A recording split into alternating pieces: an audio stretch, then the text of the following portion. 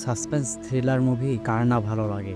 একজন চোর আর একজন বৃদ্ধ যে কিনা স্মৃতিশক্তি হারানো একজন মানুষ এবং একজন নিষ্পাপ মানুষের পিছনে লুকিয়ে থাকা সিরিয়াল কিলারের রহস্য জানবো। আপনারা পাশেই থাকুন এবং সাবস্ক্রাইব করে ভিডিওটি লাইক দিয়ে দিন। একজন চোর যার নাম দায়া, চুরি করেই তার দিনকাল চলে। চুরির দায়ে সে জেলে গিয়েছিল, সে একদিন ছাড়া পায়। কিন্তু একটি কথা আছে না, যে চোর কোনো দিন চুরি ছাড়তে পারে না। তাই সে আবারও ধান্দায় বের হয়, কারণ তার কাছে তো কোনো টাকা নেই। যেহেতু সে জেল থেকে ছাড়া পেয়েছে, তাই সে গঙ্গার ধারে গোসল করতে আসছে। একজন গোসল করছিল, তার মোবাইলটি সেখানে ছিল, তাই সে লোভ সামলাতে না পেরে সেই মোবাইলটি চুরি করে এবং তার নিজস্ব সিম সেখানে লাগায়।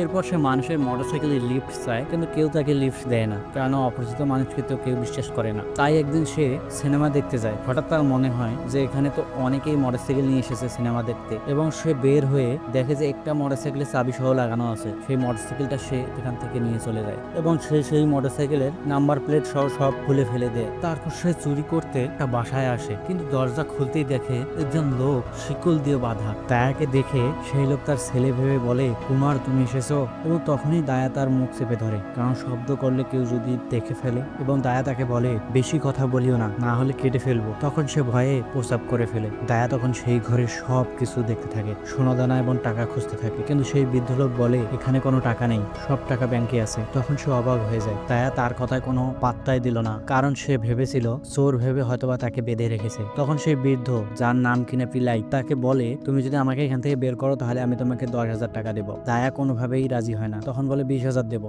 সে তবুও রাজি হয় না, তখন বলে 25,000 টাকা আমি দেবো তোমাকে, কারণ এর থেকে বেশি টাকা আমি তোমাকে দিতে পারবো না। এটিএম কার্ড শুধু 25,000 টাকাই তোলা যায় সর্বোচ্চ। তখন সে রাজি হয়ে যায়। তখন তার কাছে গিয়ে বলে, তোমাকে খুলে দিলে তখন তো তুমি যদি আমাকে টাকা না দাও এবং তোমার এটিএম কার্ডের পিন নাম্বার যদি বলো যে ভুলে গেছি, তখন কিন্তু আমি মানবো না। তখন পিলাই বলে, এটিএম বুথে গেলে আমার সব মনে পড়বে। দায়া আগেই বুঝেছিল সে সবকিছু ভুলে যায়, কারণ তাকে তার ছেলে ভেবেছিল প্রথমেই। এরপর তাকে সে খুলে দেয়। তখন তারা মোটরসাইকেলে উঠে এটিএম বুথের উদ্দেশ্যে রওনা দেয়। একটি এটিএম বুথের কাছে তারা আসে এবং সে এটিএম বুথে টাকা তুলতে যায়। এদিকে দায়া সিগারেট খায় এবং সে ভিতরে টাকা তুলে। সে কৌতূহল বশত এটিএম বুথের দিকে তাকায়, কিন্তু সে অবাক হয়ে তাকিয়ে দেখে যে তার অ্যাকাউন্টে 25 লক্ষ টাকা আছে। এরপর সে এটিএম বুথ থেকে বের হয়ে তাকে সেই 25,000 টাকা দেয়, কিন্তু পিলাইয়ের কাছে কোনো ধরনের টাকা ছিল না, কারণ এটিএম বুথের সর্বোচ্চ 25,000 টাকাই বের করা যায়। দায়া তো একজন চোর, আর সে এত টাকা একবারে দেখে তার মাথা নষ্ট হয়ে গেছে। তাকে সে কোনোভাবেই ছাড়তে চায় না। এদিকে সেই লোক হেঁটে বাস স্ট্যান্ড যাচ্ছিল। তখন দায়া তার কাছে গিয়ে বলে, স্যার আপনি কোথায় যাবেন এত রাতে? তখন সে বলে, আমি একটু বাস স্ট্যান্ড যাব। এরপর দায়া বলে, আপনি কোথায় যাবেন ভালো হয় বলেন, আমি একবারে আপনাকে দিয়ে আসবো। একবার বলে ছেলের বাসা যাব, একবার বলে মেয়ের বাসা যাব। সে কোথায় যাবে কনফিউজ, কারণ তার মাথায় কিছু প্রবলেম ছিল। তাই তাকে নিয়ে মোটরসাইকেলে করে বাস স্ট্যান্ডের উদ্দেশ্যে রওনা দেয় এবং রাস্তায় তাকে বলে, আমার ছেলের নাম কুমার, সে একজন পুলিশ অফিসার। তখন দায়া ভয়ে মোটরসাইকেল থামায়। দায়া বলে, আপনি আমাকে এই কথা আগেই বলেননি কেন? তখন সে বলেছিল, আমি যদি তোমাকে আগেই বলতাম তুমি আমার কথা বিশ্বাস করতে না আর আমাকে এখান থেকে ছাড়াতে না। তাকে বাস স্ট্যান্ডে ছেড়ে দেয় এবং দায়া সেখান থেকে চলে যায়। কিন্তু আবারও তার কাছে সে আসে, কারণ সে লোভ সামলাতে পারছে না। এরপর তাকে বলে, আপনি বাসে কিভাবে জার্নি করবেন? আপনার জন্য বাইকই সেরা। তখন সে তাকে বলে, তুমি কি আমাকে ফ্রিতে নিয়ে যাবে? তখন দায়া বলে, আমি আপনাকে ফ্রিতেই নিয়ে যাব, কিন্তু যত তেল খরচ হবে সেটা আপনি আমাকে দিয়ে দিন। তখন সে বলে, আমার কাছে তো কোনো টাকা নেই। তখন দায়া মুখ দিয়ে বলেই ফেলে, আপনার অ্যাকাউন্টে তো অনেক টাকা আছে। টাকা তো অ্যাকাউন্টে আছে, কিন্তু আমি তো বের করতে পারতেছি না। এরপর দয়া বলে, আপনি আমাকে পরে বের করে দিন। তখন তারা আবার সেই রাতে রওনা দেয়।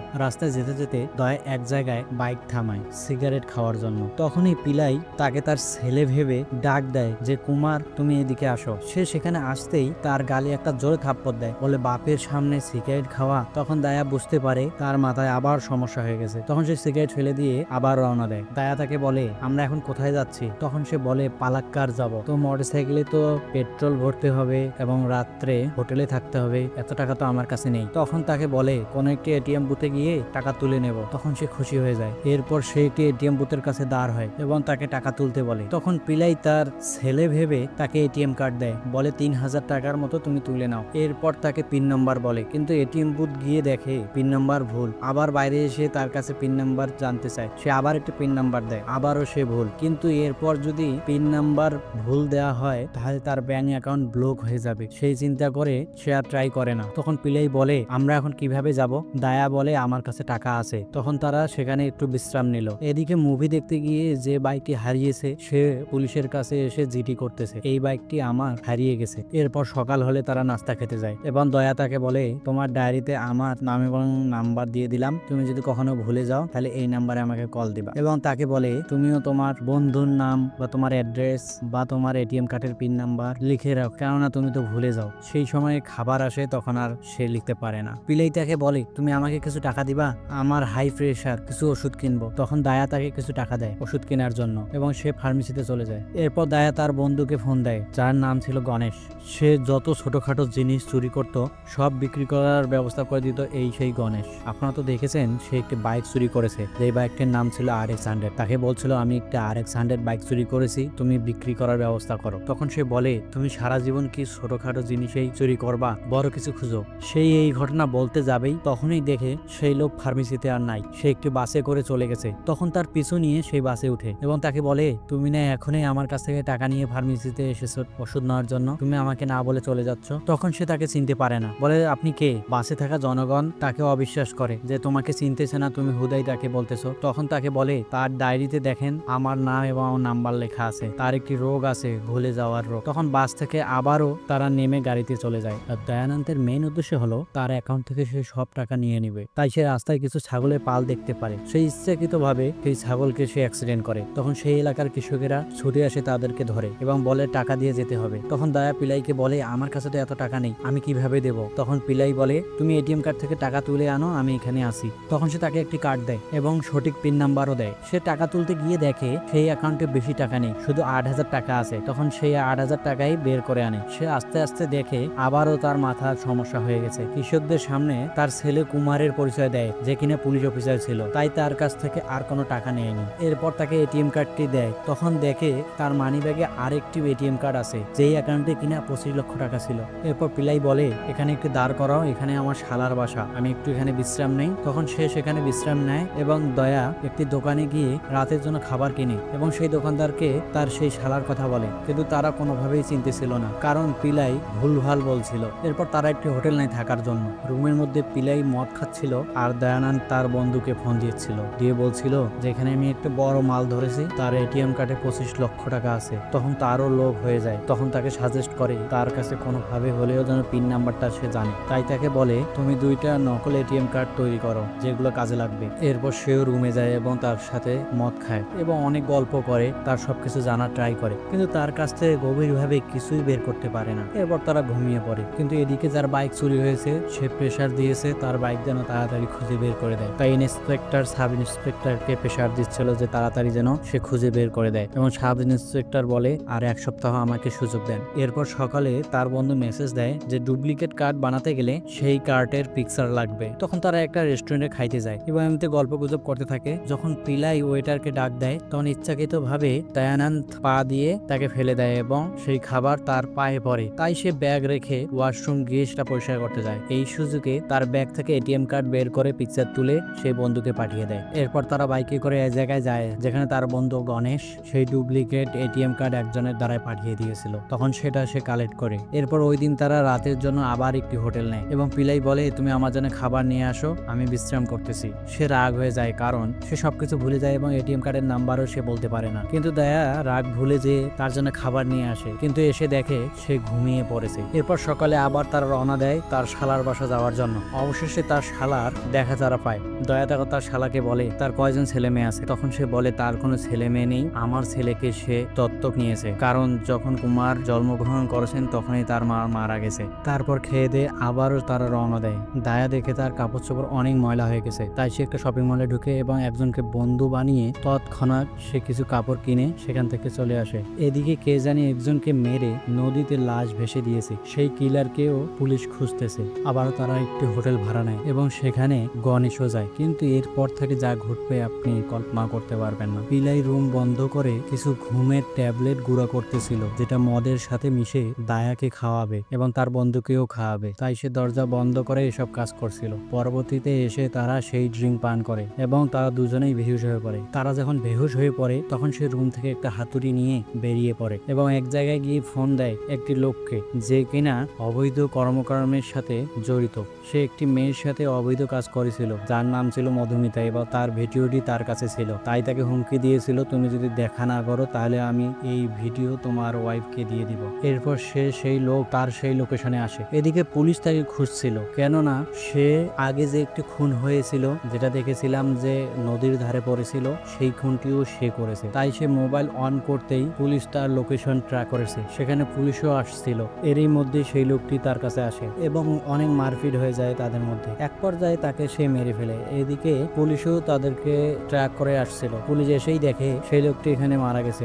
একজন খবর দিল যে আপনাদের রুমের একজন লোক রাস্তায় পড়ে আছে। তখন দয়া গিয়ে দেখে পিলাই পড়ে আছে এবং পিলাই বলতেছে, আমি সকালে উঠছিলাম হাঁটার জন্য, কিন্তু একজন চোর আমাকে মেরে আমার মোবাইলটি কেড়ে নিয়েছে। তখন দয়া বলে সমস্যা নেই চলেন। এরপর তাকে রুমে নিয়ে যায়। এদিকে পুলিশ সেই বাইকটা খুঁজতে বের হয়েছে। যেই দোকানে সে নাস্তা নিয়েছিল সেই দোকানে এসে সেই বাইকটি দেখিয়েছিল। সেই দোকানদার বলছিল যে সেখান থেকে তারা 2 দিন আগেই চলে গেছে। এদিকে পুলিশ মহিলাকে জিজ্ঞাসাবাদ করে যার মেয়ে কিনা কিছুদিন আগে মৃত্যুবরণ করেছিল। তার মা স্টেটমেন্ট দেয় যে তার মেয়ে বলেছিল সেই স্কুলে সে আর পড়বে না, অন্য স্কুলে ভর্তি করে দিতে বলছিল। এর কিছুদিন পরেই তার মেয়েকে ধর্ষণ করে, যাকে কিনা পিলাই মারলো। তার মানে বুঝতেছেন এই ভদ্রলোক কি পরিমাণ চালাক। সে পাগলের অভিনয় করে কিভাবে এত সব মানুষকে মারছে, কিন্তু দায়া কিছুই বুঝতেছে না। এরপর দায়া পিলাইকে তাদের বাসায় নিয়ে আসে।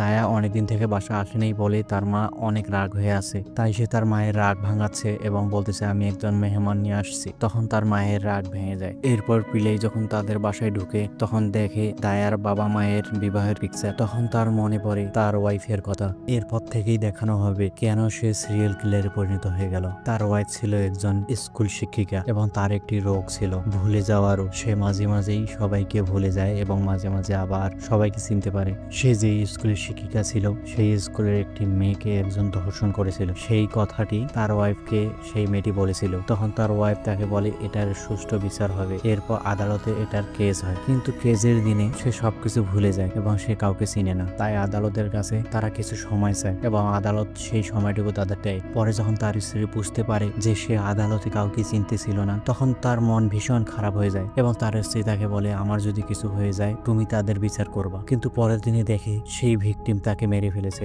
যে কিনা এই কেসের সাথে জড়িত। এই জন্যই সে সিরিয়াল কিলার হিসাবে নিজেকে গড়ে তুলেছে। এই কেসের সাথে যারা যারা জড়িত সে তাদেরকে সবাইকে একা করে মারতে চায়, কিন্তু দায়া এগুলো কিছুই জানে না। এরপর আবার তারা রওনা দেয়, কিন্তু হঠাৎ তার মা ফোন দিয়ে বলে সেই লোক একটি 5 লক্ষ টাকার চেক রেখে গেছে। তখন দায়া পিনাইকে বলে আপনি মনে হয় 5 লক্ষ টাকার একটি চেক আমাদের বাসায় রেখে গেছেন, আমাকে মা ফোন দিয়ে বলল। তখন সে বলে এটা তোমাদের জন্যই আমি দিয়েছি। তখন দায়া অনেক খুশি হয়ে যায়। আবার তারা একটি হোটেলে উঠে এবং পিনাই অরুণ নামে একজনের সাথে মেসেজ করে যাকে কিনা সে খুঁজতেছে বিভিন্ন কায়দায়। আর এদিকে পিনাই কি জানি একটা অর্ডার করছে, তাই দায়াকে বলে মানিব্যাগ থেকে টাকা বের করে তাকে পে করতে, কিন্তু মানিব্যাগ খুলতেই দেখে অনেকগুলো সিম মাটিতে পড়ে যায়। তখন দায়া তো অবাক হয়ে যায়, যে কিনা মোবাইল চালাতে পারে না সে কিভাবে এতগুলো সিম মানিব্যাগে করে রাখে। তখন সে বুঝতে পারে সে কিছু একটা আমাকে লুকাচ্ছে। তাই সে তার ফোনের ক্যামেরা অন করে বাথরুমে যায় এবং বাথরুম থেকে এসে তারা দুজনের ড্রিঙ্ক করছিল। এরপর তাকে বলে আমার মা ফোন দিয়েছে, আমি একটু কথা বলে আসতেছি।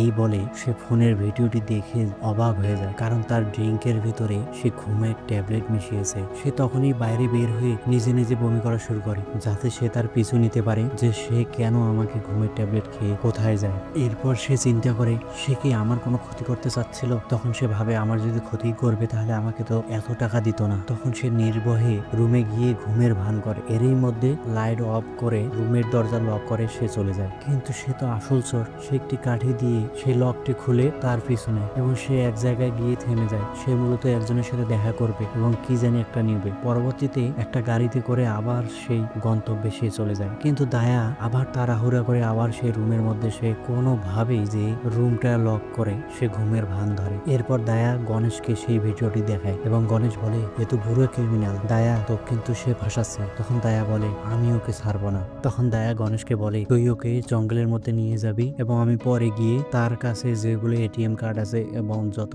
টাকা আছে সব নিয়ে নেব। তাই পিলাইকে নিয়ে গণেশ রওনা দেয় সেই জঙ্গলের উদ্দেশ্যে। গণেশের নাকি ভাইয়ের ফার্ম আছে সেখানে, কিন্তু পিলাই অরুণ নামের একজনকে যে খুঁজছিল সে যে এত সহজে খুঁজে পাবে সে কল্পনাও করতে পারেনি। সেই অরুণ নামে হোয়াটসঅ্যাপের লোগো আর এই গাড়ির সামনের লোগো একই। তার মানে পিলাই যাকে খুঁজতেছিল গণেশই সেই লোক। তার আসল নাম হচ্ছে অরুণ। তখন গাড়ি থেকে নেমেই গণেশকে বলে, আমি যাকে খুঁজছিলাম সেই তুমি। তখন তাকে সেই স্কুল গার্লের কথা মনে পড়ে দেয় যাকে সে ধর্ষণ করেছিল। তখন গণেশ বলে, তুমি কি তার বাবা হও? তুমি তো আর কিছু হও না, তাহলে তুমি কেন আমার পেছনে পড়ছো? তখন পিলাই বলে, এসব কি দায়া জানে?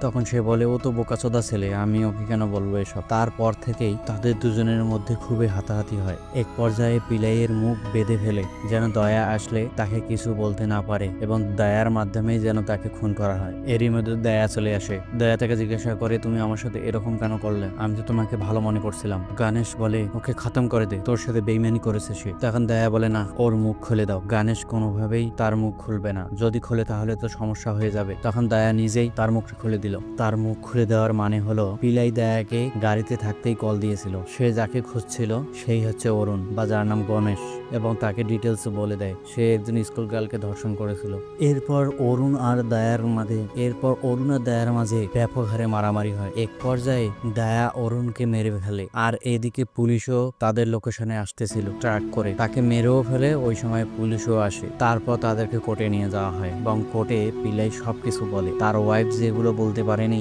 সে সেগুলো বলেছিল এবং সব খুনের বর্ণনা সে দেয়।